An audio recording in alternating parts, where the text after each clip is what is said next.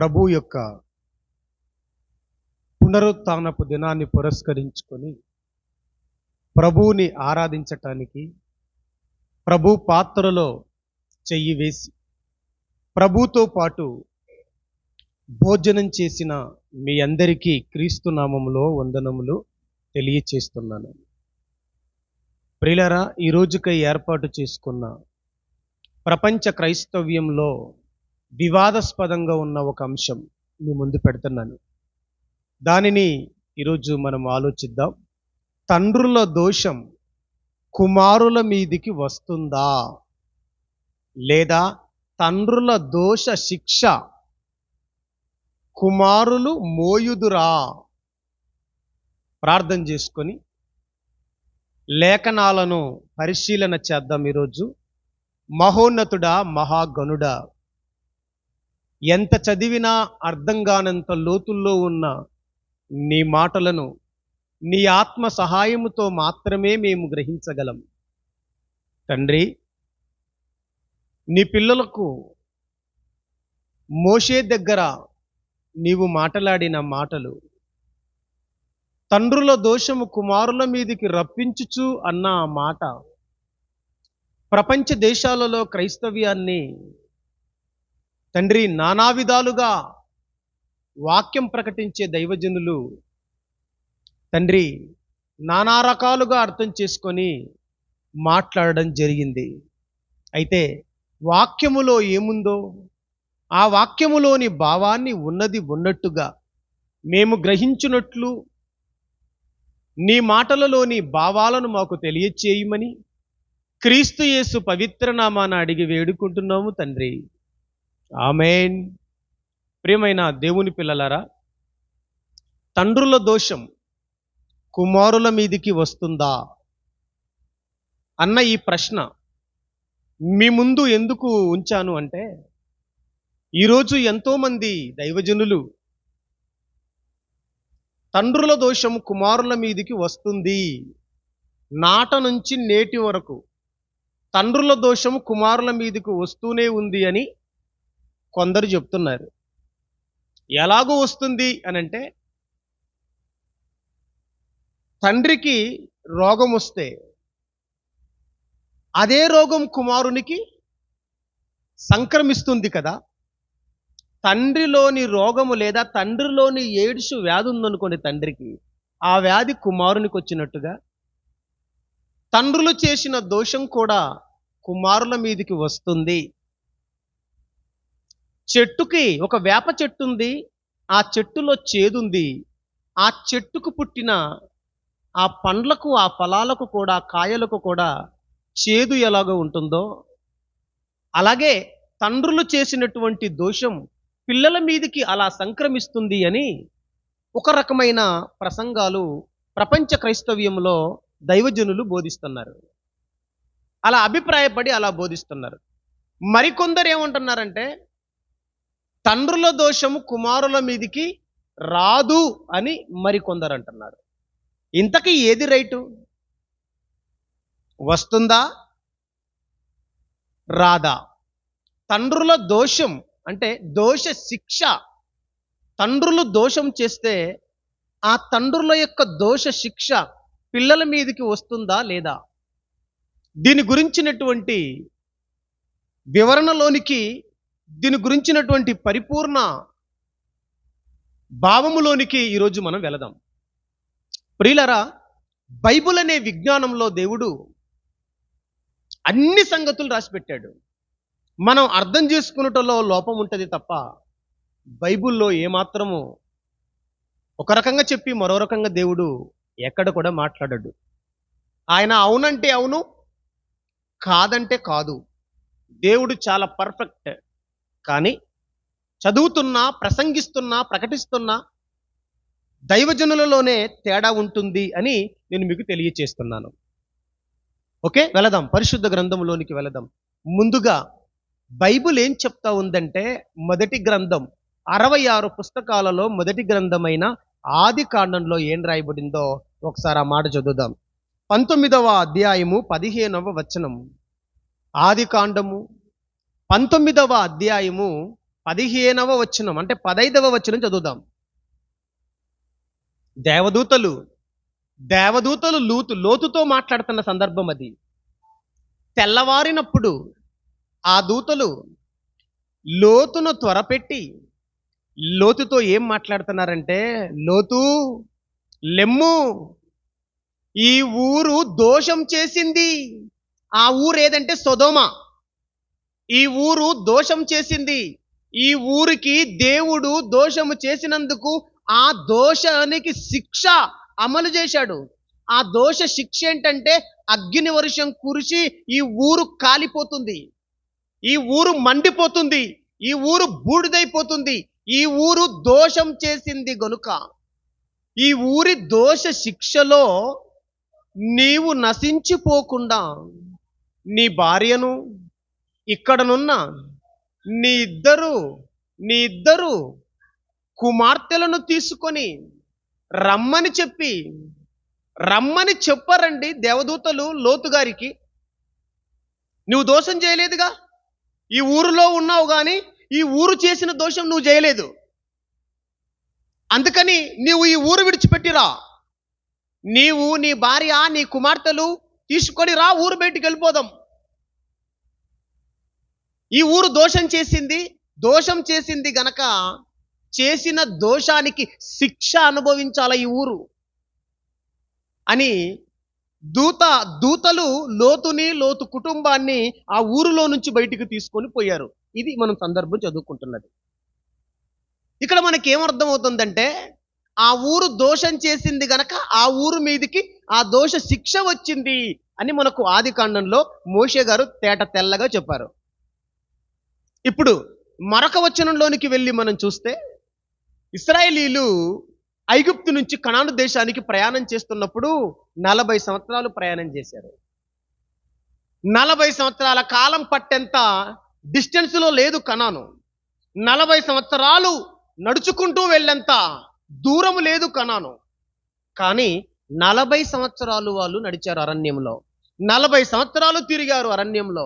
ఎందుకు తిరిగారో ఆ విషయాన్ని దేవుడు రాసిపెట్టాడు బైబిల్లో. అది కూడాను చదువుదాం. సంఖ్యాకాండము 14వ అధ్యాయము 34వ వచనాన్ని చదువుదాం. సంఖ్యాకాండము 14వ అధ్యాయము 34వ వచనంలో దేవదేవుడు ఇశ్రాయేలీలతో మాట్లాడుతున్న మాట చదువుదాం. ఎస్పెషల్లీ ఇక్కడ మోషే కాలంలో వేగు చూచుటకు పంపించాడు 12 మందిని. ఎంతమందిని? 12 మందిని పంపించాడు మోషే. ఆ దేశం ఎలా ఉందో, ఆ దేశం మనుషులు ఎలా ఉన్నారో, ఆ దేశానికి మనం ఎలా ఎంటర్ అవ్వాలో, ఆ దేశం యొక్క స్థితిగతులు ఏంటో వెళ్ళండి అని రహస్యంగా 12 మంది, 12 గోత్రాలలో నుంచి 12 పెద్దల్ని పంపించాడు. పంపిస్తే వాళ్ళు ఏం చేశారంటే ఇశ్రాయేలీలకి వ్యతిరేకంగా చెప్పారు. మన వల్ల కాదు, మనము ఆ భూభాగంలోకి వెళ్ళలేము, ఆ కనానీయులను మనం ఓడించలేము, వాళ్ళు ఎత్తైన మనుషులు, బలవంతులు, ఉన్నత దేహులు, వాళ్ళని మనం ఓడించి ఆ కనాను భూమిలో మనం అడుగు పెట్టలేము అని నిర్లక్ష్యపరిచారు. ఒక కలేబు, యెహోషువ తప్ప. వినండి, అప్పుడు వాళ్ళతో మాట్లాడుతున్నాడు. సందర్భం వాళ్ళతో మాట్లాడుతున్నాడు, ఆ పెద్దలతో మాట్లాడుతున్నాడు. ఏమని?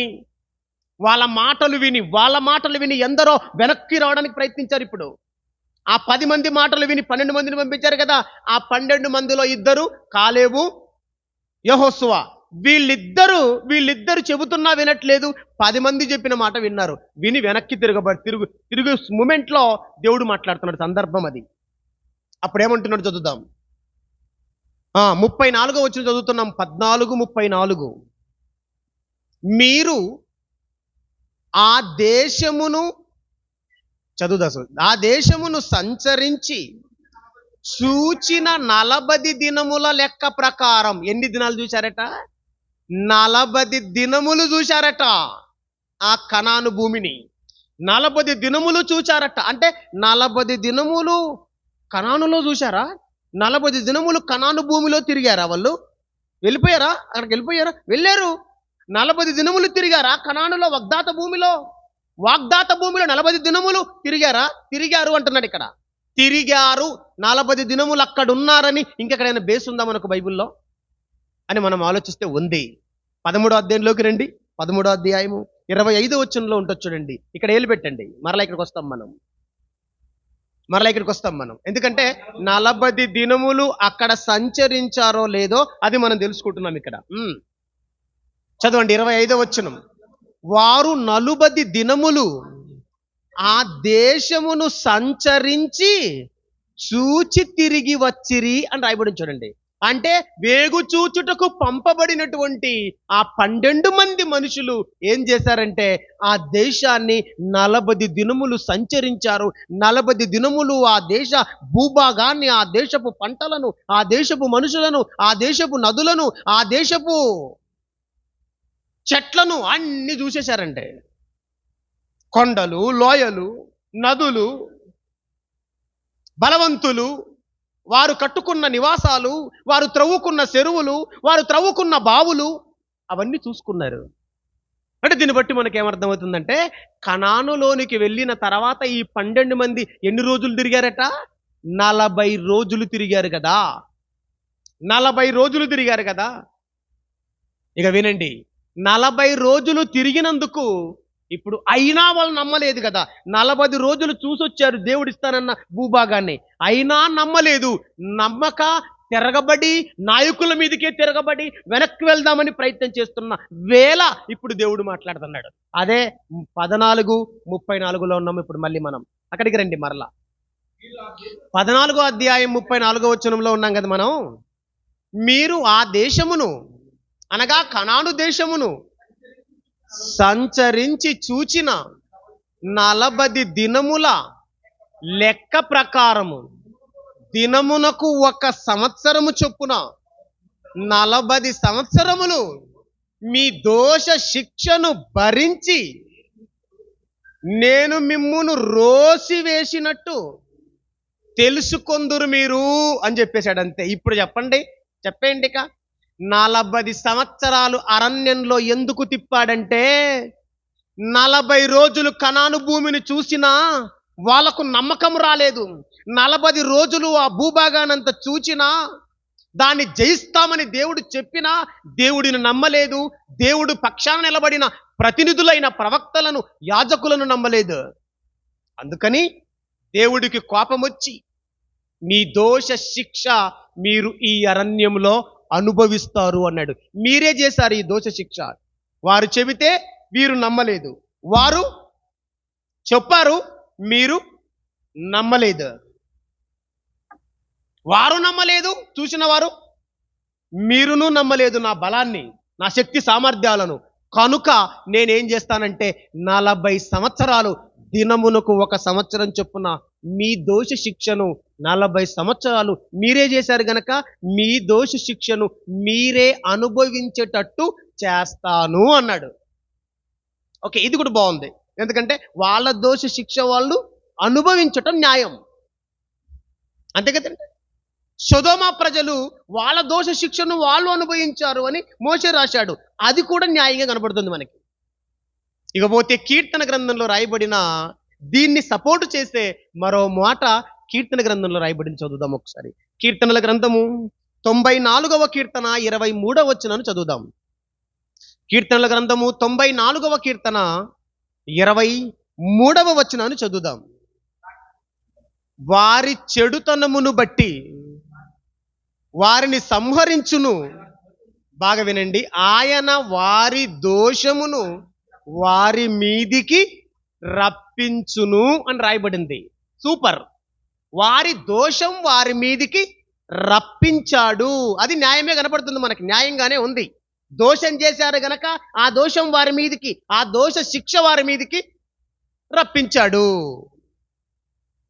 అవును, ఆదికాండం 19లో చూసినా, సంఖ్యాకాండం 14లో చూసినా, కీర్తన గ్రంథం 94:23 చూసినా మనకేం కనబడిందంటే ఎవరు చేసిన దోషం వారి మీదికి వస్తుంది, ఆ దోష శిక్ష వారు అనుభవిస్తున్నారు అని మనం బైబిల్ని బట్టి, ఇట్లే ఈ వచనాలను బట్టి మనం గ్రహించగలిగాం. అయితే ఇప్పుడు మన ముందున్న ప్రశ్న ఏంటంటే వాళ్ళ దోష శిక్ష వాళ్ళు అనుభవించడం న్యాయమే. కానీ మనందరికీ ఓ విచిత్రమైన ప్రశ్న పడుతుంది బైబిల్లో. అదే ఇప్పటికీ ప్రపంచ క్రైస్తవ్యాన్ని కలవరం రేపే ప్రశ్న. ఇప్పటికీ ప్రపంచంలో మనుషులందరినీ ఆశ్చర్యంలోకి ముంచెత్తే ప్రశ్న. అదే నిర్గమకాండంలోనికి ఇప్పుడు రండి. మన టైటిల్ కూడా ఈరోజు అదే.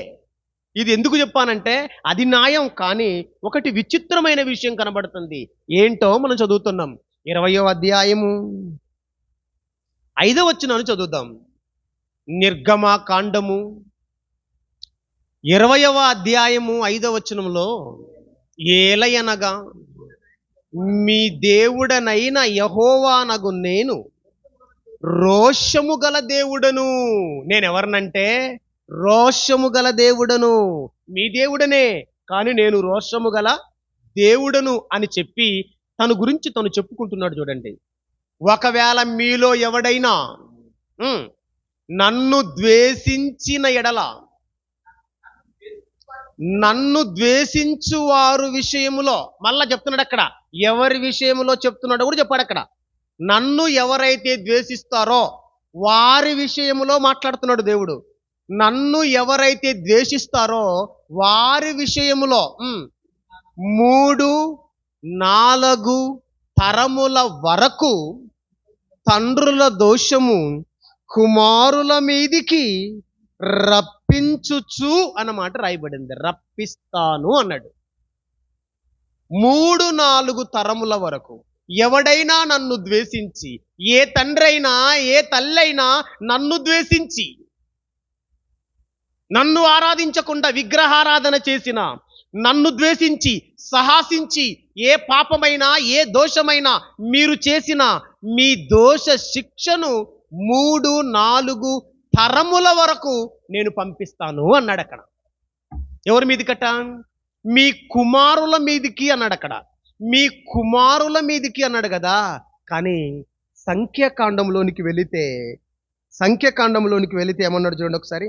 34-7వ వచనంలోకి రండి. సంఖ్యాకాండము 34వ అధ్యాయము 7వ వచనంలో దేవుడు మాట్లాడుతున్న మాట చూడండి. సంఖ్యాకాండము, అందరూ తెరవండి. సంఖ్యాకాండము 34వ అధ్యాయము 7వ వచనాన్ని మనం ఇప్పుడు చదువుతున్నాం. 34:7.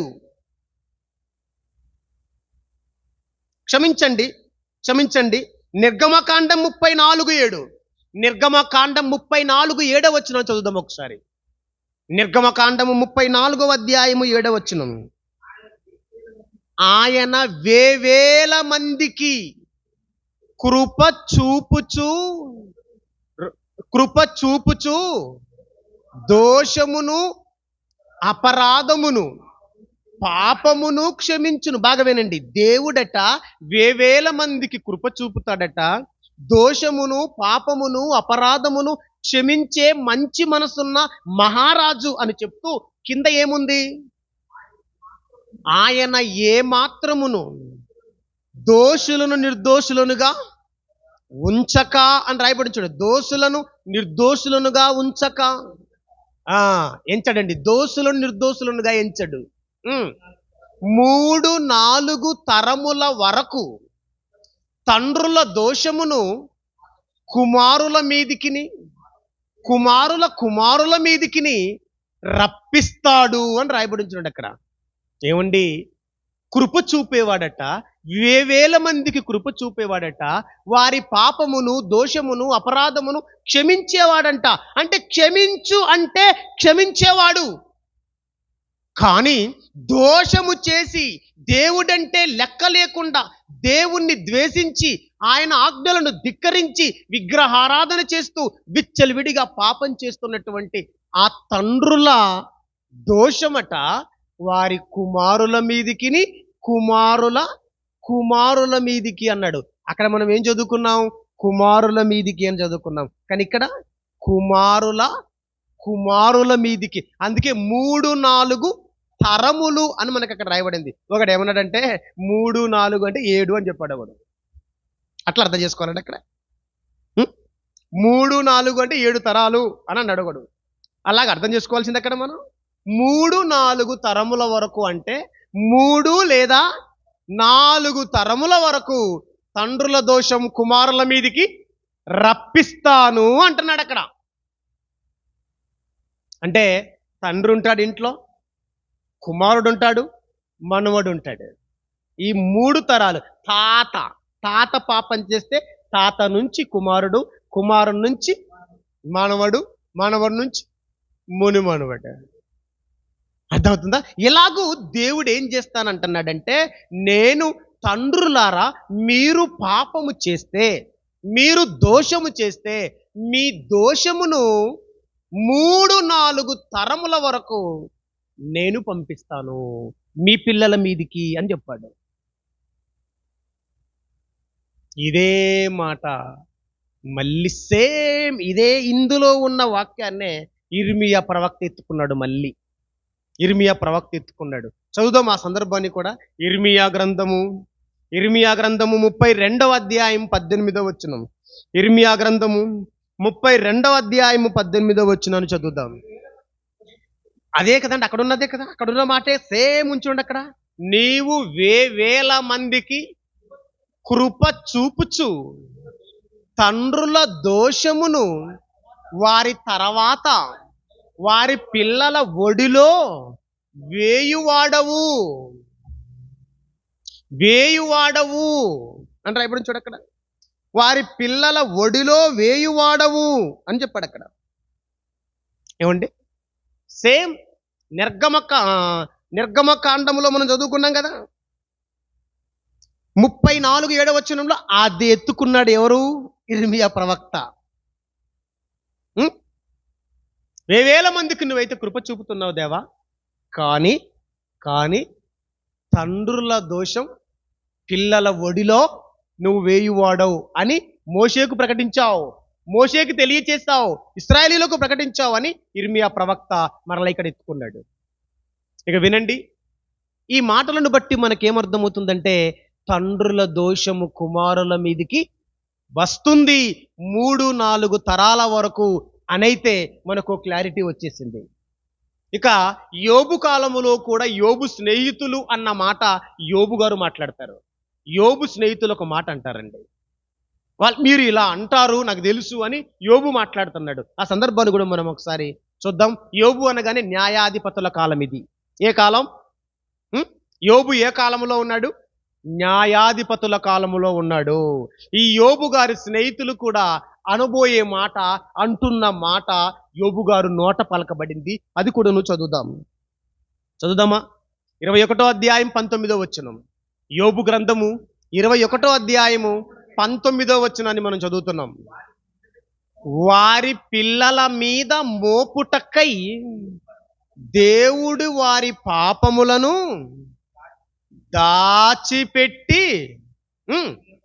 దాచిపెట్టునేమో అని మీరు చెప్పుచున్నారు. నాకు ఈ బాధ వచ్చింది కదా, ఎందుకంటే యోబు గారు కష్టాల్లో ఉన్నాడు కదా, ఉన్న పిల్లలు చచ్చిపోయారు, ఏమండి, సంపాదించుకున్న సంపద అంతా పోయింది, శరీరం అంతా భయంకరమైన కురుపులతో నిండిపోయాడు, బూడిదలో కూర్చున్నాడు.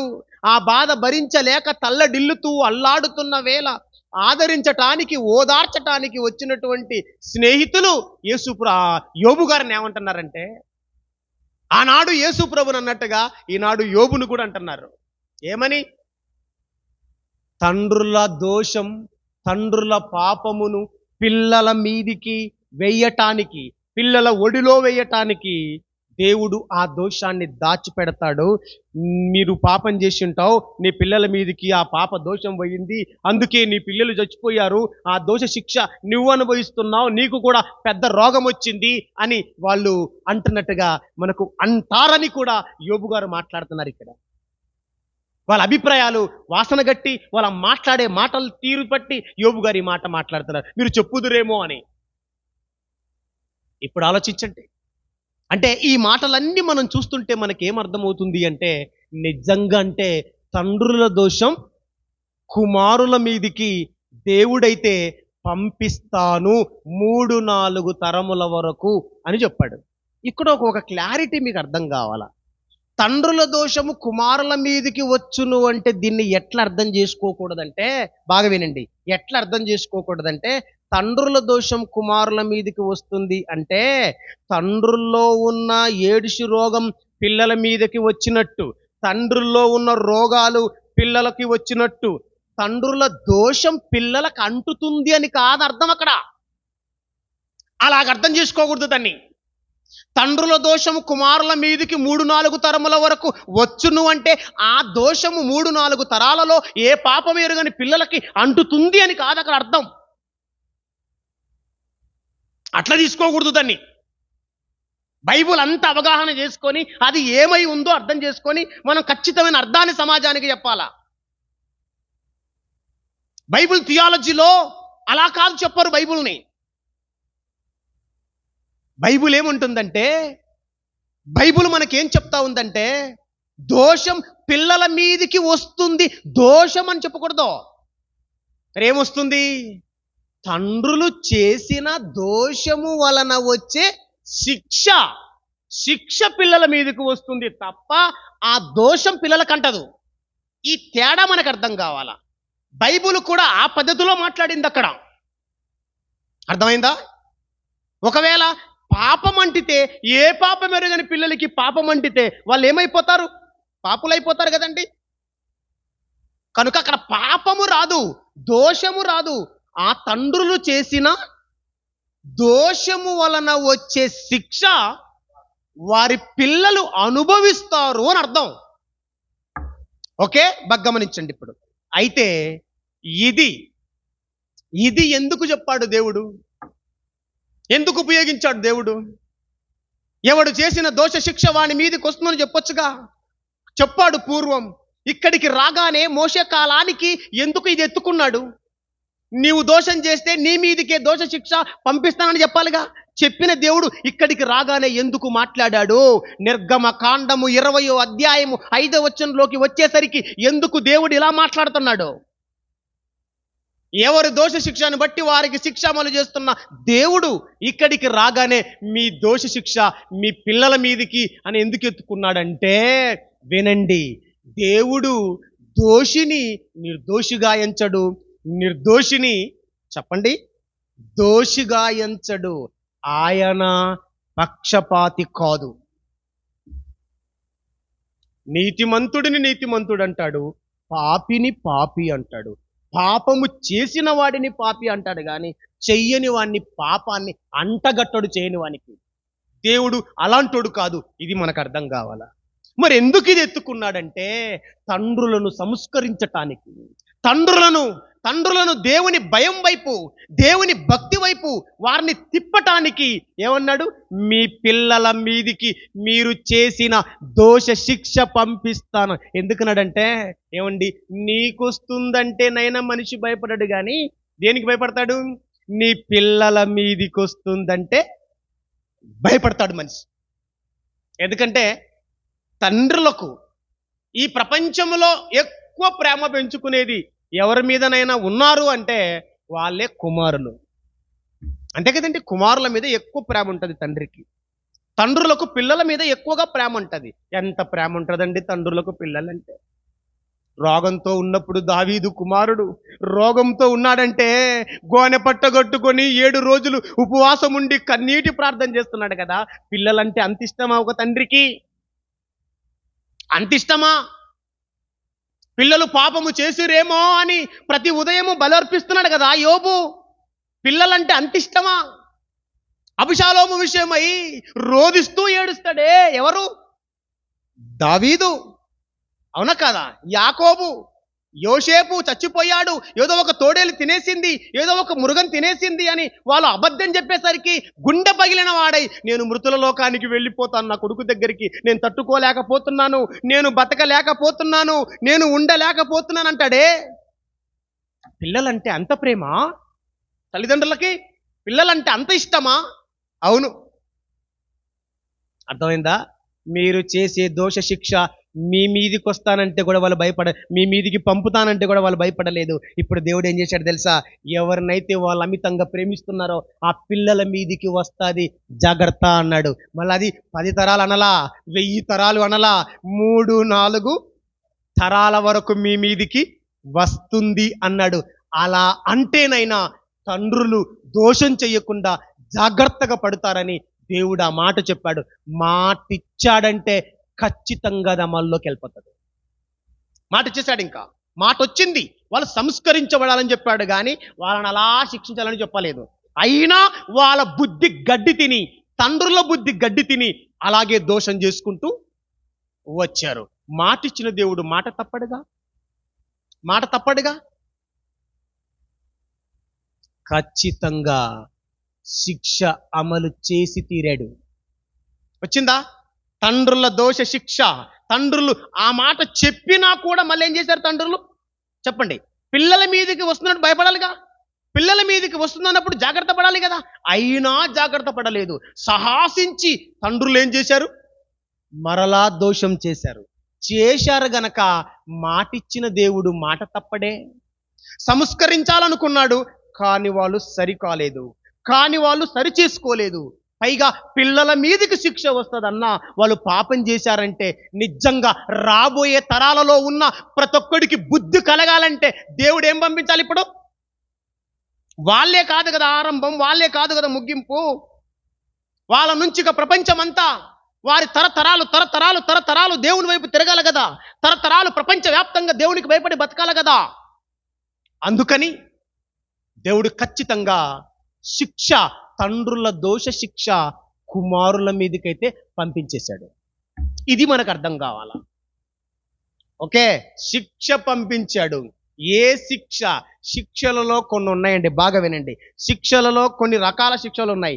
ఏ దోష శిక్ష పంపించాడు? దోషం అంటే దోషం ఏదైనా అవ్వచ్చు, కానీ శిక్ష ఏది?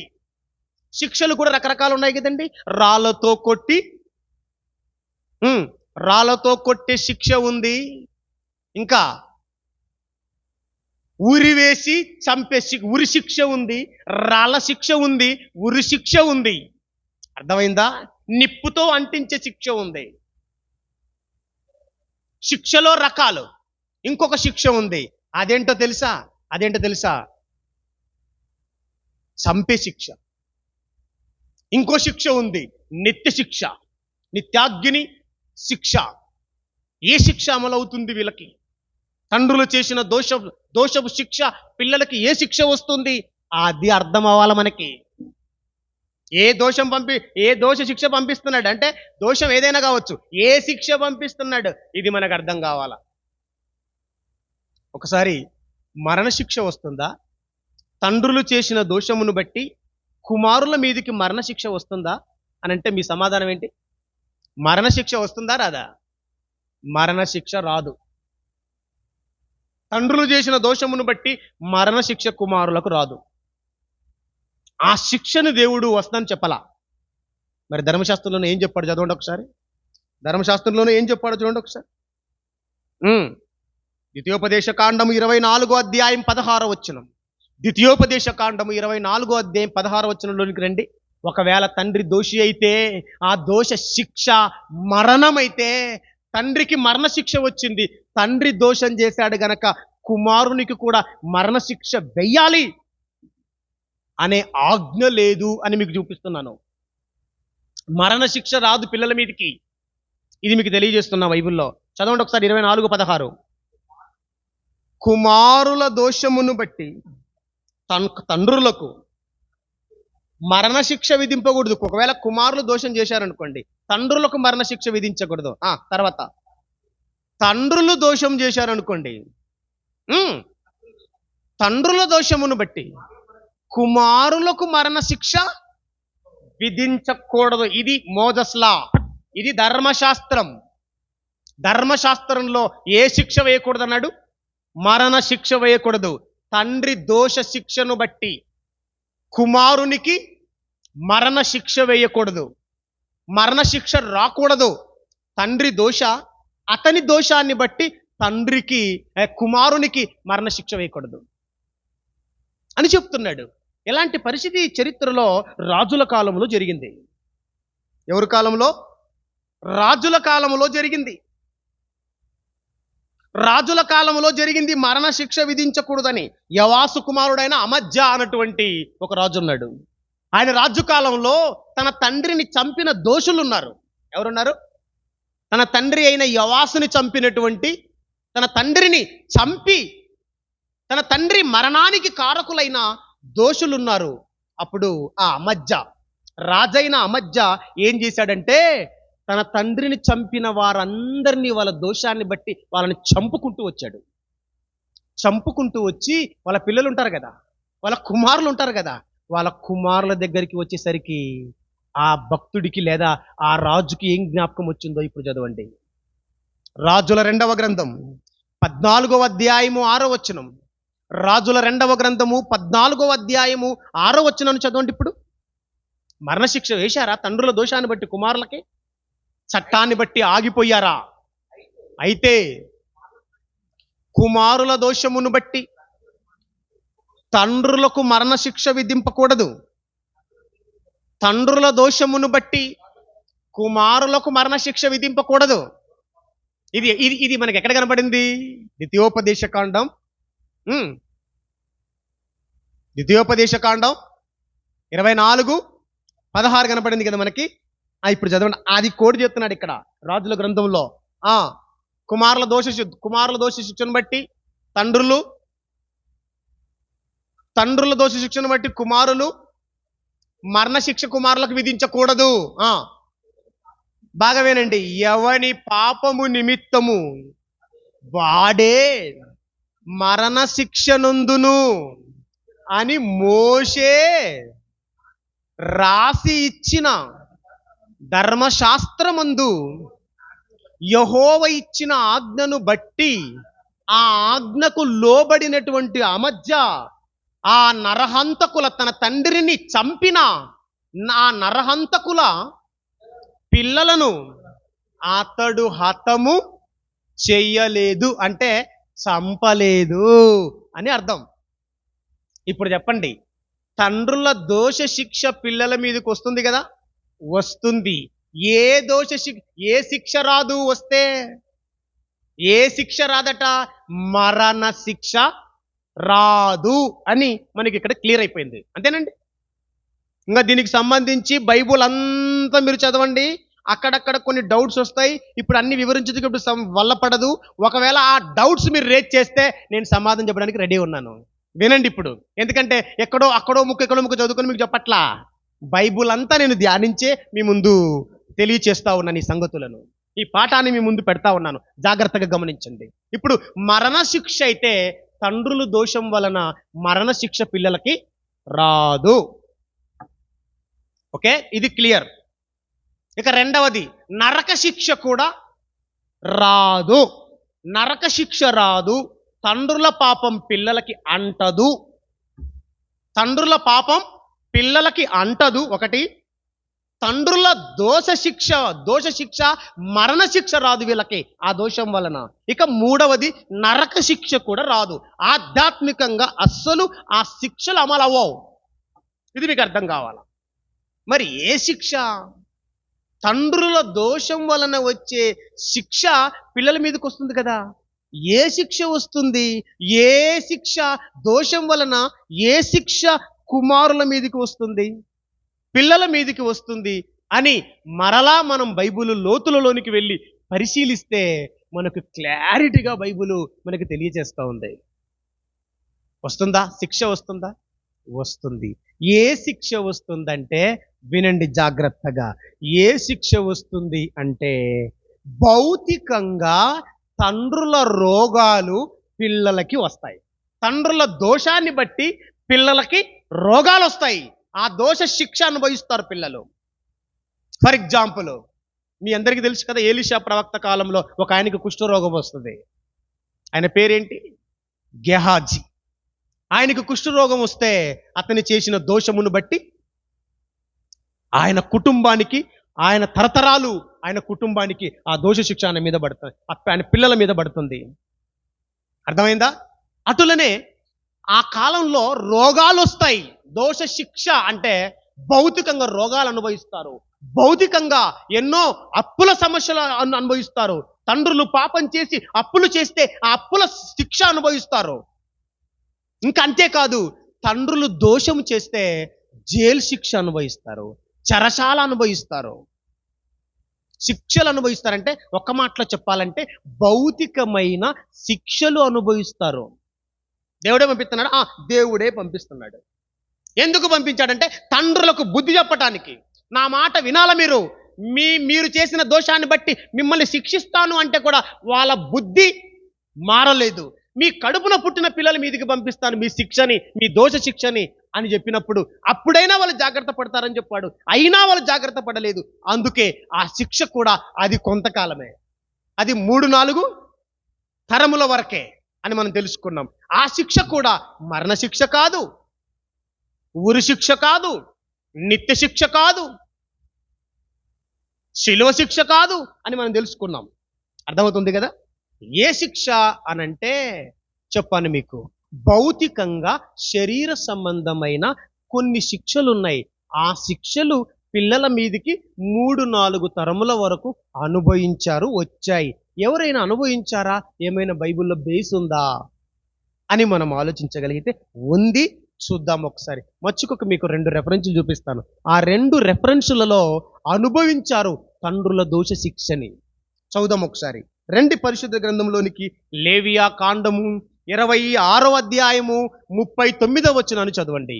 లేవియా కాండము 26వ అధ్యాయము 39వ వచనాన్ని చదువుదాం. మీలో మిగిలిన వారు మీ శత్రువుల దేశములలో, కనాను దేశంలో కాదు, మీ శత్రువుల దేశాల్లోకి వెళ్ళిపోతారు మీరు. మీ తండ్రులు చేసిన దోషాలను బట్టి శత్రు దేశాలకు వెళ్ళిపోతారు మీరు. శత్రువుల దేశాలలో తమ దోషములను బట్టి క్షీణించిపోయేదరు. మరియు వారు తమ మీదికి వచ్చిన, వినండి, తమ తండ్రుల దోషములను బట్టి క్షీణించిపోయేదరు. ఎవరు దోషాన్ని బట్టి క్షీణిస్తారట? ఎవరి దోషాన్ని బట్టి? శరీరానుసారంగా, ఆత్మీయంగా కాదు, ఇక్కడ శరీరానుసారంగా. సుమా, ఇక్కడ చాలా తేడా అర్థం కావాల మనిషికి. శరీరానుసారంగా క్షీణించిపోతారా? మీ తండ్రులు చేసినటువంటి దోషమును బట్టి శరీరానుసారంగా ఆ తండ్రుల దోష శిక్ష మీ మీదికి వస్తుంది. శత్రు దేశాలలోనికి వెళ్ళిపోతారు. మీ తండ్రులు దోషం చేస్తే మీ తండ్రుల దోషాన్ని బట్టి మీరు శత్రు దేశాలకు వెళ్ళిపోతారు, చెరలకు వెళ్ళిపోతారు. రాజుల చేతికి అప్పగిస్తాను మిమ్మల్ని. రోగాల బారిన పడతారు మీరు. కొన్ని శరీర సంబంధమైన శిక్షలు, చెరలు, రోగాలు, కొన్ని కష్టాలు, కొన్ని సమస్యలు, కొన్ని ఇరుకులు, ఇబ్బందులు భౌతికంగా అనుభవిస్తారు అని చెప్తున్నాడు ఇక్కడ. అదే కదండి మరి, అదే కదా చెప్తున్నది. శత్రు దేశాలు మీరు క్షీణించిపోతారంటే మీరు నలిగిపోతారు, మీరు శ్రమలు అనుభవిస్తారు, ఆ కష్టాలు మీరు అనుభవిస్తారు అని చెప్తున్నాడు ఇక్కడ. అనుభవించిన కొంతమంది పిల్లల్ని చూద్దామా బైబిల్లో. అనుభవించారండి కొంతమంది పిల్లలు. తండ్రులు చేసిన దోష శిక్షను మోసుకొని ప్రార్థన చేస్తున్నారు దేవునికి. ఆ సందర్భం చదువుదాం బైబిల్లో. 2 విలాప వాక్యములు చూడండి ఒకసారి. 5వ అధ్యాయము 7వ వచనము. బబులోను చెరలో ఉండి పిల్లలు ఏమని ప్రార్థన చేస్తున్నారో చదవండి. దేవా, మా తండ్రులు పాపము చేసి గతించిపోయిరి, మేము వారి దోష శిక్షను అనుభవించుచున్నాం. కొందరు అనుకోవచ్చు, నిర్గమకాండము, ద్వితీయోపదేశకాండము, సంఖ్యాకాండము, లేవియా కాండాలలో తండ్రుల దోషం కుమారుల మీదకి వస్తుందని చెప్తుంటే ఈ పాస్టర్ ఏంటి దోష శిక్ష వస్తుంది అంటాడేంటి? అక్కడ లేదు కదా అనుకోవచ్చు మీరు. ఇక్కడికి రండేముంటుంది ఇక్కడ. ఏంటి దోషం వస్తుందా, దోష శిక్ష వస్తుందా? చెప్పండి. దోషం వస్తుందా? దోషం తండ్రుల దోషం కుమారుల మీదకి వస్తుందా? వాళ్ళ దోషం వలన శిక్ష వస్తుంది అంటున్నాడు అక్కడ. అది కొంత ఇచ్చట కొంత అచ్చట యెహోవా వాక్యం వచ్చింది. అన్ని సందర్భాలను క్రోడీకరించి అన్ని ఒక చోటుకి చేర్చి సారం అర్థం చేసుకొని ఈ సమాజానికి సత్యం చెప్పాలి మనం. ఇక్కడ చెప్తున్నా చూడండి, కొడుకులు మాట్లాడుతున్నారు, కుమారులు మాట్లాడుతున్నారు. వాళ్ళ తండ్రులు దోషం చేస్తే ఆ దోషం వలన ఆ దోషం వీళ్ళ మీదకి వచ్చిందంట. దోషం అంటే దోషం కాదు, ఇక్కడ దోషం వలన వచ్చే శిక్ష వీరి మీదకి వచ్చింది అని వీళ్ళు ప్రార్థన చేస్తున్నారు. మరలా చదువుదామా? చదవండి 7వ వచనం. దేవా, మా తండ్రులు పాపము చేసి గతించిపోయిరి, మేము వారి దోష శిక్షను అనుభవించుచున్నాము. అనుభవిస్తున్నారా చెప్పండి, అనుభవిస్తున్నారా లేదా? తండ్రుల దోషం కుమారుల మీదకి వచ్చిందా లేదా? దోష శిక్ష వచ్చిందా లేదా? వచ్చింది, అనుభవించారు. ఇక జాగ్రత్తగా వినండి, ఇది ఏ కాలము వరకు వచ్చింది? అన్ని కాలాల వరకు ఉంటుందా? దీనికి పరిమితి కాలం ఉందా? ఇది మనం ఆలోచించాలి ఈరోజు. అర్థమవుతుందా? అన్ని కాలాలు ఉంటుందా ఇది? తండ్రుల దోషం కుమారుల మీదికి అనేది అన్ని కాలాలలో, అన్ని తరాలలో ప్రజల మీదకి వస్తుందా అనేది ఇప్పుడు మనం విశ్లేషిద్దాం. ప్రియులారా, రండి పరిశుద్ధ గ్రంథంలోనికి. ఏ కాలం వరకు అమల్లో ఉందో అది మనకు అర్థం కావాలి. ఇది మళ్ళీ చెప్తున్నా, తండ్రుల దోషం కుమారుల మీది కంటే వాళ్ళు తండ్రులు పాపులైతే పిల్లలు పాపులైతారని అర్థం కాదు అక్కడ. తండ్రుల దోష శిక్ష పిల్లల మీదకి వస్తుందని అర్థం అంతే. ఆ శిక్ష కూడా ఆత్మ సంబంధమైనది కాదు, నిత్య శిక్ష కాదు, మిగతా మరణ శిక్షలు కావు. కేవలం భౌతికంగా కొంతకాలం శరీరానుసారంగా చెర అనే శిక్ష, లేదంటే రోగాలనే శిక్ష, కొన్ని కష్టాల కన్నీళ్ళ శిక్షలు తండ్రుల వల్ల అనుభవించారు తప్పితే ఆధ్యాత్మికంగా నిత్య శిక్షలు మాత్రం దేవుడు వారికి, మరణ శిక్షలు మాత్రం దేవుడు వారికి వెయ్యలేదు. అది కూడా ఎందుకంటే ఈ తండ్రులు జాగ్రత్త పడాలని, ఈ తండ్రులు మారాలని, భవిష్యత్తు తరాలు మారిపోవాలని, ఒక ట్రాక్లో ఉండాలని, అందరూ దేవుని యొక్క ఆజ్ఞల బాటలో పరిగెత్తాలని, ఆజ్ఞల జాడలలో నడవాలని అలా ఆదేశించాడే తప్ప దేవుడు ఇష్టపూర్వకంగా అది చేయలేదండి. దేవుడికి ఇష్టం లేదు వాస్తవానికి. కానీ ఈ దరిద్రులు ఇలా మారిపోయారు గనక ఇలాగంటేనైనా మారిపోతారేమో.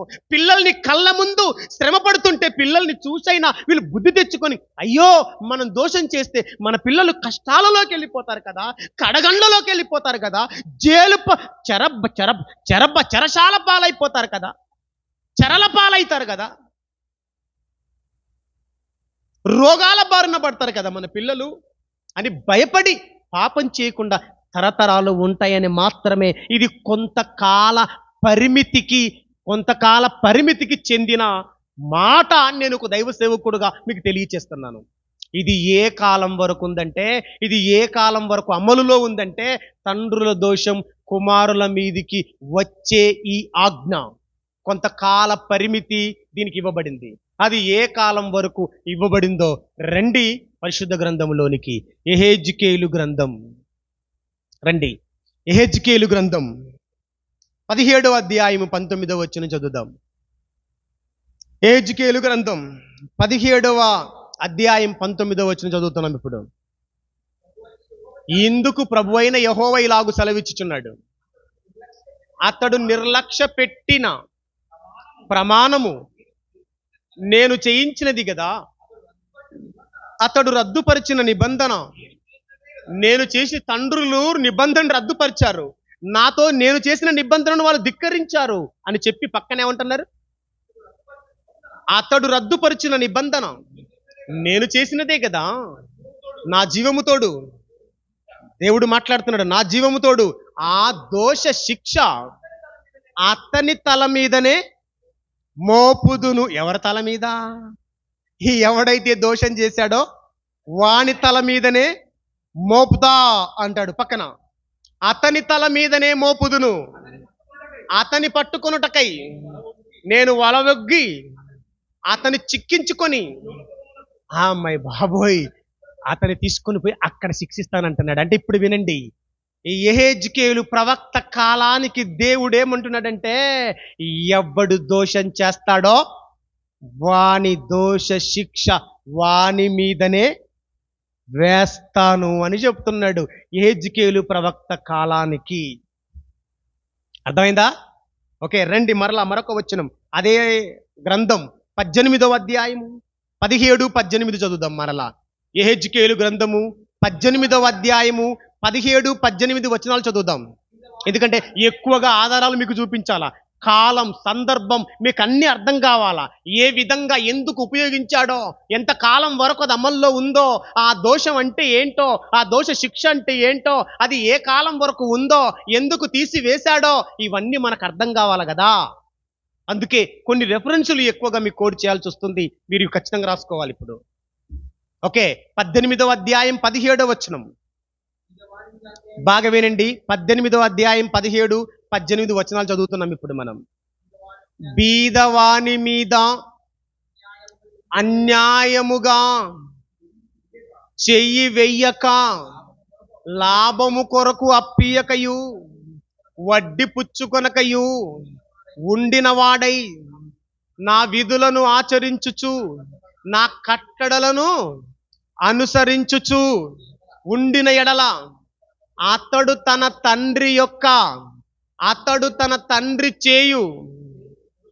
తండ్రి చేసిన దోష శిక్షను బట్టి చావు కూడా రాదు, అవశ్యముగా ఖచ్చితంగా బతుకుతాడు.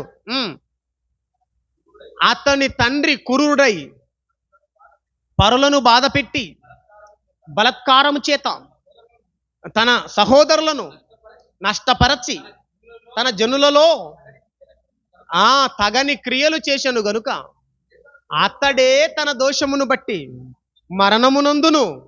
అయితే మీరు కుమారుడు తన తండ్రి యొక్క దోష శిక్షను ఎలాగూ మోయటలేదంటారు. మీరు అంటారు కదా, మీరు నాకు తెలుసు ఎలాగూ మోయట్లేదయ్యా. తండ్రి దోష శిక్ష కుమారుడు మోస్తాడని మోషే చెప్పాడు. తండ్రుల దోష శిక్ష కుమారుల మీదికి వస్తుంది అని మోస చెప్పాడు. నువ్వేంటి తండ్రి దోష శిక్ష కుమారుడు మోయట్లేదు అంటున్నావు? ఎలాగూ అంటావు. వాళ్ళు అంటున్నారట. కంటిన్యూ నాన్న. ఎలాగూ మోయటలేదు అని అందురు. అయితే కుమారుడు నీతి న్యాయములను అనుసరించి నా కట్టడలన్నిటినీ అనుసరించి గైకొనెను గనుక, అతడు అవశ్యముగా అతడు బ్రతుకును. పాపము చేయువాడే మరణమునందును. తండ్రి యొక్క దోష శిక్షను కుమారుడు మోయటలేదు. బాగా వినండి. తండ్రి దోష శిక్షను కుమారుడు మోయటలేదు, కుమారుని దోష శిక్షను తండ్రి మోయడు. నీతిపరుని నీతి ఆ నీతిపరునికే చెందుతుంది, దుష్టుని దుష్టత్వం ఆ దుష్టునికే చెందుతుంది. అయితే చాలండి. ఇక్కడ ఏం కనబడుతుంది మనకి? ఏం కనబడుతుంది? హెజ్కేలు ప్రవక్త కాలానికి తండ్రి దోష శిక్ష కుమారుడు మోయడు. మరణం కూడా రాదు, ఆధ్యాత్మిక మరణం కూడా రాదు. ఇది మీరు బాగా వినాలి ఇప్పుడు. ఆధ్యాత్మిక మరణం కూడా రాదు, భౌతిక మరణం రాదు. భౌతిక శిక్షలు అనేటువంటి ఈ శిక్షలు కూడా రావు. వాని దోషమును బట్టి వాడే శిక్షింపబడతాడు. తండ్రి దోషమును బట్టి తండ్రే శిక్షింపబడతాడు, కుమారుని దోషమును బట్టి కుమారుడే శిక్షింపబడతాడు అన్న క్లారిటీ ఇక్కడ యెహెజ్కేలు ప్రవక్త కాలానికి వచ్చేసరికి దేవుడిచ్చేశాడు. అర్థమవుతుందా? ఏ కాలం వరకు అమల్లో ఉంది చెప్పేయండి. ఏ కాలం వరకు అమల్లో ఉంది?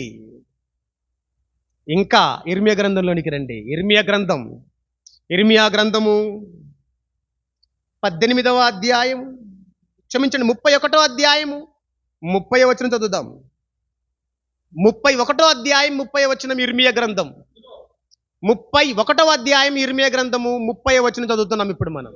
ఇదిగో నేను ఇశ్రాయేలు వారితోను యూదా వారితోను క్రొత్త నిబంధన చేసే దినములు వచ్చుచున్నాయి. ఇదే యెహోవా వాక్కు. అది ఐగుప్తులో నుండి వారిని రప్పించుటకై నేను వారిని చెయ్యి పట్టుకు. 30 వచనం చదువుతున్నావా? 30 చదువు.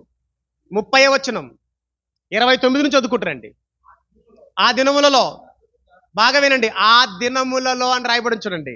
ఆ దినములలో తండ్రులు ద్రాక్షకాయలు తినగా పిల్లల పళ్ళు పులుషనను మాట వాడుకొనరు. కొత్త నిబంధన చేయు దినములు వస్తాయి. ఆ దినములలో తండ్రులు ద్రాక్షకాయలు తింటే పిల్లల పండ్లు పులుసును అన్న మాట ఇక వాడుకలో ఉండదు అని అంటున్నాడు. అంటే ఇర్మియా ప్రవక్త కాలానికి యెహెజ్కేలు ప్రవక్త కాలానికి ఏ వాడుక ఉందన్నమాట? ఏ మాట వాడుకలో ఉంది? తండ్రులు ద్రాక్షకాయలు తింటే పిల్లల పళ్ళు పొలుస్తాయి. అట్టెట్టవుతుందండి? నా పండ్లు తింటే నా కొడుకు ద్రాక్షకాయలు నేను తింటే నా పళ్ళు పులియాలి కానీ నా కొడుకు సాత్విక పండ్లు పులవటం ఏంటి? ఇది సామెత. అర్థమైందా? దీని అర్థం ఏంటంటే తండ్రి దోషం చేస్తే కుమారుని మీదకి కూడా ఆ దోషం వస్తుంది, లేదా ఆ దోష శిక్ష వస్తుంది అని దీని అర్థం. అనుకున్నారు ఇంతకాలం. ఇక నుంచి అది చెప్పండి, ఇక నుంచి అది జరగదు అని చెప్పేశాడు. అదే కదండి మరి చెప్తున్నది అక్కడ. ఇక యెహెజ్కేలు గ్రంథంలోనికి మళ్ళీ రండి. యెహెజ్కేలు గ్రంథము, ఎందుకంటే ఇవన్నీ మీకు ఖచ్చితంగా ఆధారాలు మీకు తెలిసి ఉండాలా. యెహెజ్కేలు గ్రంథం 18వ అధ్యాయము 1వ వచనం చదువుదాం. యెహెజ్కేలు గ్రంథము 18వ అధ్యాయము 1వ వచనం చదవండి. ఇప్పుడు యెహెజ్కేలు ప్రవక్త దగ్గరికి వచ్చాడు. దేవుడు ఏం మాట్లాడుతున్నాడు చదవండి. ఇక్కడ కూడా ఏం మాట్లాడుతున్నాడంటే తండ్రుల దోషం కుమారుల మీదకి వస్తుందో లేదో ఇక్కడ చెప్తున్నాడు మళ్ళా. మరలా యెహోవా వాక్కు నాకు ప్రత్యక్షమై ఇలాగు సెలవిచ్చెను, తండ్రులు ద్రాక్షకాయలు తినగా పిల్లల పండ్లు పులిసెనని మీరు చెప్పుచూ వచ్చేదరే. మీరు చెప్పుకుంటూ వస్తున్నారు కదా. అంటే ఆల్రెడీ ఇశ్రాయేల్లో యూదుల్లో ఏముందనో, ఏ నానుడి ఉందనమాట, ఏ సామెత ఉంది, ఏ మాట ఇశ్రాయేల్లో ఉంది? తండ్రులు ద్రాక్షకాయలు తింటే పిల్లల పండ్లు పులుస్తాయిరా మోషే చెప్పాడు. ఇశ్రాయేల్ దేశంలో ఈ సామెత పలుకుతున్నారంట వాళ్ళంతా. ఇప్పుడు వినండి జాగ్రత్తగా. అద్భుతమైన మలుపు ఇచ్చాడు ఇక్కడ అద్భుతమైన మలుపు ఇచ్చాడు. మీరు చెప్పుదురు కదా, మీరు చెప్పుచూ వచ్చేదరే. మళ్ళీ చదువుదామా మాట, మళ్ళీ చదువుదామా. తండ్రులు, అక్కడి నుంచి చదువునా. తండ్రులు ద్రాక్షకాయలు తినగా పిల్లల పళ్ళు పులియనని పులిషనని మీరు చెప్పుచూ వచ్చెదరే. ఇశ్రాయేలు దేశమును గూర్చి ఈ సామెతను మీరు పలికెదరు కదా. ఇప్పుడు వినండి, దేవుడు కూడా ఒక ప్రమాణం చేస్తున్నాడు ఇక్కడ.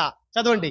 నా ఒట్టు పెట్టుకుంటున్నాడు, నా జీవము తోడు ఈ సామెత ఇశ్రాయేలీయులలో ఇక పలకరు అంటే అర్థం ఏంటంటే ఇక నుండి మీరిక పలకరు. ఇదే ప్రభువైన యెహోవా వాక్కు. ఇప్పుడు చెప్పేసేయండి. ఇక యెహెజ్కేలు యిర్మీయా ప్రవక్త కాలానికే తండ్రుల దోషము కుమారుల మీదికి వచ్చేది ఆగిపోయింది.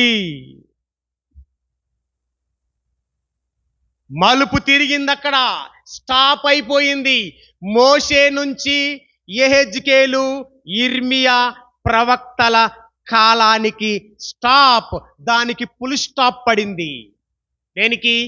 తండ్రుల దోష శిక్ష పిల్లల మీదికి వచ్చేది ఆగిపోయింది. అది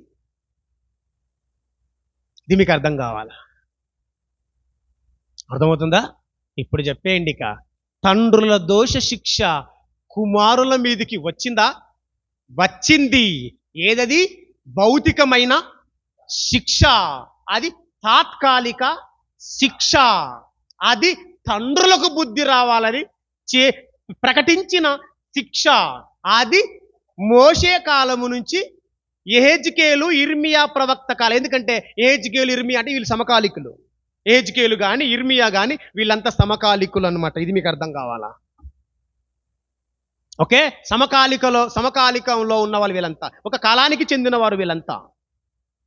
కనుక ఈ యెహెజ్కేలు యిర్మీయా ప్రవక్తలు భూమి మీద నివసిస్తున్న ఆ కాలము నాటికే ఏం జరిగిందంటే చెప్పేయండి. ఇక ఏం జరిగిందంటే ఆ కాలంలోనే ఇక ఆ చెరలో నుండి వాళ్ళు విడిపింపబడుతున్న ఆ కాలానికి బబులోను చెర, ఒక్క మాటలో చెప్తున్నాను, బబులోను చెర విడిపింపబడిన తరువాత అక్కడ నుండి ఇక తండ్రుల దోష శిక్ష పిల్లలు మోయటం లేదు, మోయరు అని చెరలో ఉండగానే చెప్పేశాడు. అర్థమైందా? ఇక భవిష్యత్తులో జరగదు ఇంకా ఇది. నేను కనికరం చూపాను, నాకు అది ఇష్టం లేదు, కాకపోతే ఈ మూర్ఖులకు ఇశ్రాయేలీయుల తండ్రులకు బుద్ధి చెప్పాలని అలా చెప్పాను తప్పితే నాను మనస్ఫూర్తిగా ఈ శిక్ష మీ పాపము చేయని ఆ పిల్లల్ని అనుభవించేటట్టు చేయటం నాకు ఇష్టం లేదు. వాళ్ళకి బుద్ధి కలగాలని కొంతకాల పరిధి పెట్టి ఇచ్చాను తప్పితే మరొకటి కాదు అని దేవుడు ఇక్కడ తెలియజేస్తున్నాడు. వారిని బట్టి పిల్లలు చెరులోకి వెళ్ళిపోయారు, అలాగైనా బుద్ధి కలుగుతుంది, జాగ్రత్త పడతారని చెప్పానే తప్ప దేవుడు దోషము లేని నిర్దోషిని శిక్షించడని మాత్రం మనకు బైబుల్ అంతా కూడా ఆది నుంచి మనకు తెలియచేస్తూనే ఉంది. ఓకే, అర్థమైంది అనుకుంటాను ఇప్పుడు మీకు. ఇప్పుడు చెప్పేయండి, తండ్రుల దోష శిక్ష కుమారుల మీదికి వస్తుందా? చెప్పండి. యెహెజ్కేలు, ఇర్మియా చెర తర్వాత కాలానికే అది స్టాప్ అయిపోయింది. ఇక దేవుడు ఏం చెప్పాడు తెలుసా? చదవండి. ఇప్పుడు పాత నిబంధనలో ఒక మాట చెప్తాను, క్రొత్త నిబంధనలో ఒక 2 మాటలు చెప్పి నేను ముగించేస్తాను. త్వరగా చదవండి. ఓబద్యా గ్రంథము 1వ అధ్యాయము 15వ వచనం. ఓబద్యా గ్రంథము 1వ అధ్యాయము తీయండి. ఓబద్యా గ్రంథము 1వ అధ్యాయము 15వ వచనాన్ని చదువుతున్నామండి ఇప్పుడు మనం.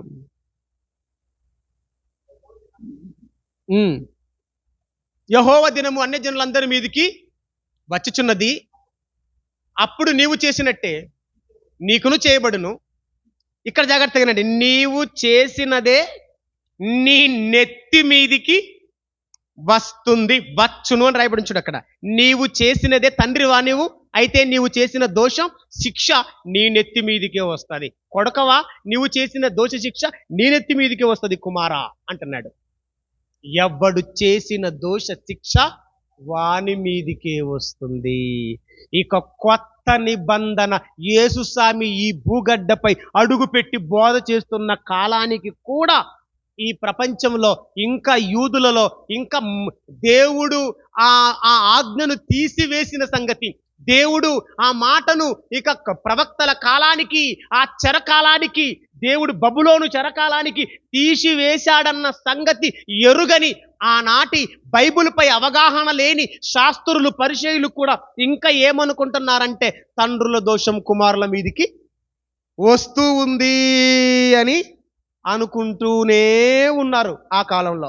అందుకే నువ్వు పాపివై పుట్టిన మనుషుడవు అని పుట్టుగుడ్డు వాడు కళ్ళు తెరిస్తే యేసుప్రభు ఆయనతో అంటాడంటే, మీ తల్లిదండ్రులు పాపం చేస్తే నువ్వు ఆ పాపం వలన పుట్టినోడవరా, నువ్వు పాపివి అని మాట్లాడుతున్నారు వాళ్ళు యోహాను సువార్తలో.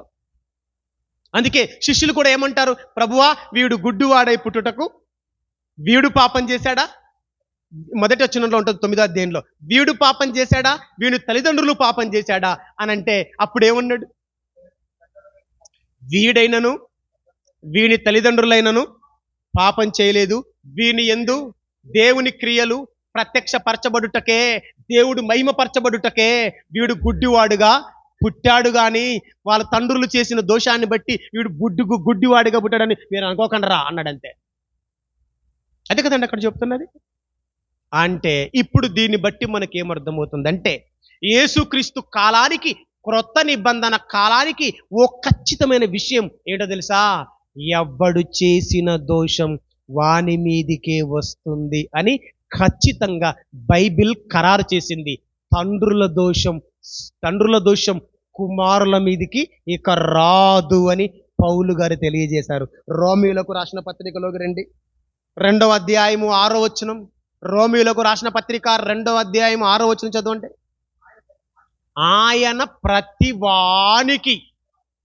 ప్రతివానికి యూదుడైనా, ఇశ్రాయేలుడైనా, అన్యుడైనా, గ్రీసుడైనా, ఇండియన్స్ అయినా, అమెరికన్స్ అయినా, ఎవడైనా ప్రపంచంలో ఆయన ప్రతివానికిని వాని క్రియల చొప్పున ప్రతిఫలమిచ్చును. ఎవని క్రియలకు ప్రతిఫలం వానికి, ఎవడు చేసిన దానికి జీతం వానికే, ఎవడు చేసింది వాని నెత్తి మీదికే, ఎవడు తవ్వుకున్న గుంతలో వాడే పడుతున్నాడు అని బైబిల్ చెప్తా ఉంది. అందుకనే ప్రతివాడు తన్ను గూర్చిన లెక్క దేవునికి అప్పగించాలా అంటే ప్రతి ఒక్కడు తన చేసిన దోష శిక్ష తనే అనుభవిస్తాడు తప్ప పిల్లలు వారి గర్భాన పుట్టిన పిల్లలు దోష శిక్ష అనుభవించరు. నీ దోష శిక్ష నీ దోషాన్ని బట్టి ఆ శిక్ష నీ పిల్లల మీదికి నేను పంపించను అని యెహెజ్కేలు ప్రవక్త కాలము నాటి నుంచి నేటి వరకు కూడా దేవుడు గ్రంథమంతా మాట్లాడుతూ ఉన్నాడు. యేసు నోట, ప్రవక్త అపోస్తుల నోట, ఆరంభ ప్రవక్తల నోట, అంటే మొదటి శతాబ్దపు ప్రవక్తల నోట, అందరి నోట, ఆ నోట, ఈ నోట, మొత్తం ఎంటైర్ బైబుల్ కొత్త నిబంధనలో కూడా అంత మనం చదువుకుంటే ఏం కనబడుతుందంటే, ఎవడు చేసిన దోష శిక్ష వాడే అనుభవిస్తాడు గాని తండ్రి చేసిన దోషమును బట్టి కుమారుల మీదికి ఒకనాడు మోషే నుంచి యెహెజ్కేలు ప్రవక్త, ఇర్మియా ప్రవక్తల కాలం వరకు, ఆ చెర వరకు ఉన్నటువంటి ఆ కాలములో భౌతికంగా ఉన్న దోష శిక్షలు ఇక నుంచి మరలా అమలులో ఉండవు. ఆనాడే యేసు రాకముందే తీసేశాడు. యేసు వచ్చిన తర్వాత దానికి చోటు ఉందాక అస్సలు లేదు. ఇప్పుడు చెప్పేయండి, తండ్రుల దోష శిక్ష కుమారుల మీదికి వస్తుందా రాదా? రాదు. కాకపోతే మోషేతో దేవుడు ఆ మాట చెప్పకముందు పూర్వం తండ్రులు దోషం చేస్తే వాటి తండ్రులు చేసినటువంటి ఆ దోషాల ఆ దోషాల యొక్క భయంకరమైన పరిస్థితులను, ఆ నష్టాలను, ఆ పరిస్థితులను పిల్లలు ఎదుర్కోవలసిన పరిస్థితి అంతకు పూర్వం వచ్చిందా రాలేదా? తండ్రి అప్పులు చేశాడు, పిల్లల మీదకి వచ్చింది. పిల్లలు అప్పులు కట్టవలసిన పరిస్థితి వచ్చింది. తండ్రులు రోగాలు తెచ్చుకున్నారు, పిల్లలకు కూడా ఆ రోగాలు వచ్చినాయి. పూర్వం చెప్తున్నా, అసలు ఈ వడ్డు ఉపయోగించక ముందే తండ్రుల దోషము కుమారుల మీదికి వస్తుంది అని మోషేకు చెప్పకముందు ఆదాము వరకు చెప్తున్నా, ఆదాము నుండి మోషే వరకున్న ఆ కాలం ముందు చూశారు. ఆ కాలములో సహజంగా తండ్రుల దోషం యొక్క శిక్షలు పిల్లలు అనుభవించేవారు. అది సహజంగా. మోషే నుంచి యెహెజ్కేలు ప్రవక్త కాలం వరకు దేవుడు పంపించాడు. ఇది మీకు అర్థం కావాలా? ఇప్పుడు యెహెజ్కేలు ప్రవక్త తరువాత, లేదా చెర తర్వాత, యేసు వచ్చిన తర్వాత, సంపూర్ణంగా చెప్తున్నాను, యేసు వచ్చిన తర్వాత సహజంగా తండ్రుల దోష శిక్షలు పిల్లలు అనుభవిస్తారు. అది సహజంగా. కానీ దేవుడు పంపించడు. ఇక్కడ దేవుడు సైడ్ అయిపోయాడు. ఇది మీకు అర్థం కావాలా? అర్థమైందా? అర్థమవుతుందా? ఏం అర్థం కావట్లేదా? తండ్రుల దోష శిక్షలు అనేవి సహజంగా వస్తున్నాయి. తండ్రి ఇప్పుడు పాపం చేశాడు, ఆ పాపం వలన నష్టాలలో ఉన్నాడు. ఆ నష్టాలు పిల్లలు ఎదుర్కోవాలా? తండ్రులకు రోగాలు వచ్చినాయి, ఆ రోగాలు పిల్లలకి రావచ్చు. తండ్రులు ఇబ్బందుల్లో ఉన్నారు, ఆ ఇబ్బందులు పిల్లలు కూడా అనుభవించాల. ఇది సహజంగా వచ్చేవి తప్పితే దేవుడు పంపించడు అని మీకు చెప్తున్నా. అర్థమైందా? అర్థమైంది అనుకుంటాను. ఇప్పుడు దీన్ని బట్టి మీకు క్లారిటీ వచ్చేసింది. ఆదాము నుంచి మోషే వరకు సహజంగా తండ్రులు చేసిన దోష శిక్షను పిల్లలు ఏ విధంగా అయితే అనుభవించారో అది సహజంగా వచ్చేవి, న్యాచురల్గా వచ్చేవి, తండ్రుల వల్ల వచ్చేవి. దేవుడి ప్రమేయం లేదక్కడ. మోషే నుంచి యెహెజ్కేలు వరకు దేవుని ప్రమేయం ఉంది. ఆ తర్వాత యెహెజ్కేలు నుంచి నేటి వరకు, లేదా యేసు వచ్చిన తర్వాత యేసుక్రీస్తు రెండవ రాకడ వరకు తండ్రులు చేసే దోష శిక్ష పిల్లల మీదకి భౌతికంగా కూడా రాదు. దేవుడు పంపించడు, సహజంగా వస్తుంటాయి అంతే. అది వేరు. అర్థమైంది అనుకుంటాను. అర్థమైతే జాగ్రత్తగా ఉండండి. ఒక విషయం చెప్తాను, జీవితంలో మర్చిపోవద్దు. నీ దోష శిక్ష నీ నెత్తి మీదే పడుతుంది. నీవు దోషం చేశావంటే ఖచ్చితంగా దాని పరవశనాన్ని నువ్వు అనుభవిస్తావు. దాని యొక్క పరిణామాన్ని నువ్వు ఖచ్చితంగా రుచి చూస్తావు. జాగ్రత్తగా మనం జాగ్రత్త పడాలని మనస్ఫూర్తిగా తెలియచేస్తూ, తండ్రుల దోష శిక్ష కుమారుల మీదికి వస్తుందా అంటే రాదు అని ఈరోజు మీకు కరాఖండిగా తెలియచేస్తున్నాను. దీనికి సంబంధించి ఎవరైనా ప్రశ్నలు అడిగినా మా నంబర్స్ దీంట్లో ఉంటాయి, మాకు కాల్ చేయండి. మా NSB ఇన్ఫో ఛానల్లో కూడా వీక్షిస్తున్నటువంటి ప్రతి మా ఆత్మీయ సహోదరుడు ఒకవేళ నేను ప్రసంగించినటువంటి ఈ ప్రసంగంలో మీకు ఏదైనా అర్థం కాకపోతే కూడా అడగండి. లేదంటే నేనేమైనా తప్పు చెప్పింటే కూడా వాక్యానుసారంగా మీరు తెలియచేయండి. సరి చేసుకోవటానికి ఐ ఆమ్ రెడీ. ఒకవేళ మీకు అర్థం కాకపోతే నేను కూడా వివరించి మీకు అర్థం చేయడానికి నేను కూడా సిద్ధంగా ఉన్నాను. ఈ విషయాన్ని మీరంతా గమనించవలసిందిగా తెలియచేస్తూ, దీనికి సంబంధించిన ఏమైనా ప్రశ్నలు ఉంటే కూడా మీరు కామెంట్స్లో పెట్టండి. దానికి మేము రిప్లై ఇవ్వడానికి సిద్ధపడతాం. ఓకే, ప్రార్థన చేసుకుందాం. కళ్ళు మూసుకోండి. మహాగణుడా, జీవాధిపతి, మోషే కాలంలో తండ్రుల దోషం కుమారుల మీదికి రప్పిస్తానన్నావు. ఎందుకన్నావో మాకు అర్థమైంది. ఆ తండ్రుల బుద్ధి మార్చటానికి ఉపయోగించావు. అది కూడా శిక్ష. ఆ శిక్ష కూడా తాత్కాలికం, అది కూడా భౌతికం, కొంతకాలం. అది కూడా వాళ్ళు భరిస్తుంటే నువ్వు తట్టుకోలేకపోయావు. ఈ మూర్ఖులు ఏమైపోయినా పర్వాలేదు, వాళ్ళ క్రియలు చేసిన వాడినే శిక్షించాలి అని. మళ్ళీ దేవా, నీవు వీళ్ళు ఎంత చేసినా పిల్లల్ని ఎందుకు శిక్షించాలి, ఈ మూర్ఖులు మారట్లేదు కదా అని నీ మనసు మరలా మార్చుకొని దాన్ని తీసివేశావు.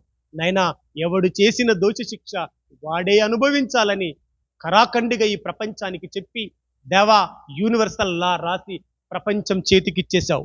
ఇదిగో నాయనా, మేము ఇది మొదలుకొని మరణం వరకు నమ్మకంగా ఏ దోషం చేయకుండా పవిత్రంగా బతికే మహాభాగ్యాన్ని మాకు దయచేయమని సంఘ సభ్యులందరినీ జ్ఞాపకం చేసుకోమని, మా ఎన్ఎస్బి ఇన్ఫో ఛానల్ని వీక్షిస్తున్నటువంటి మా ఆత్మీయ సహోదరులను సహోదరులను వారి కుటుంబాలను నీ చల్లటి రెక్కల కింద కాపాడుకొనుమని యేసుక్రీస్తు పవిత్ర నామాన ఈ ప్రార్థన సమర్పిస్తున్నాను తండ్రి. ఆమేన్. మనందరి తండ్రి అయిన దేవుని ప్రేమ,